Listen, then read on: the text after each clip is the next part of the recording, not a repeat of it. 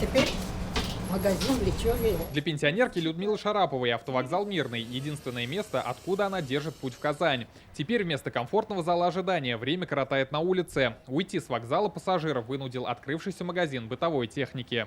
Неудобно. А вот дождь, холод будет. А куда надо спрятаться? Там дует. В кассе 2 человека.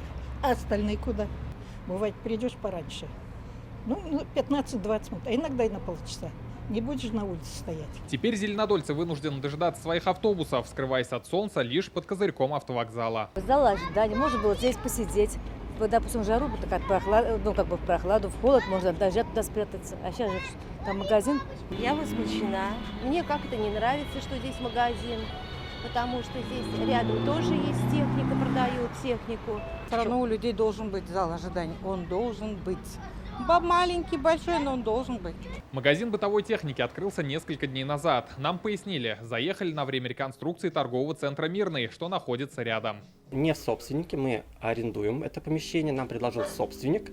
Да, мы периодически слышим жалобы наших граждан, мы, к сожалению, понимаем их проблемы, но в настоящий момент надо смириться с этим.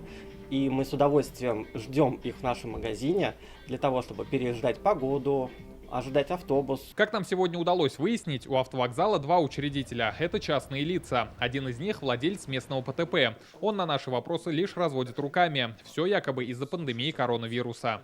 В нашей ситуации, когда у нас снизился пассажиропоток, когда уменьшилось количество расписаний, когда остался один маршрут, содержать автовокзал в том объеме, в котором он был, конечно, неразумно.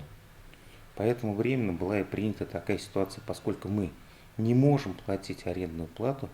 Получается, в этой истории интересы пассажиров отошли на второй план. Хотя закон в этом случае на стороне жителей. Минимальные требования к автовокзалам указаны в приказе Минтранса России. Документ утвержден в октябре прошлого года и обязателен для владельцев таких залов. В целях оказания услуг пассажирам и водителям на территории автовокзала размещаются билетная касса, зал ожидания, комната матери и ребенка, туалет, камера хранения вещей, пункты общепита и оказания первой помощи, а также комнаты отдыха водителей. Как подчеркнул собственник, с неудобствами жителям пока стоит смириться. Терпеть их придется до 1 января. Настолько заключен договор аренды. Но зеленодольцы говорят, впереди знойное лето, дождливая осень и холодная зима, и намерены обратиться в прокуратуру. Рамиль Галиуллин, Адель Мендубаев, ТНВ, Зеленодольск. Закажи рекламу на ТНВ. Телефон в Казани 5 705 100.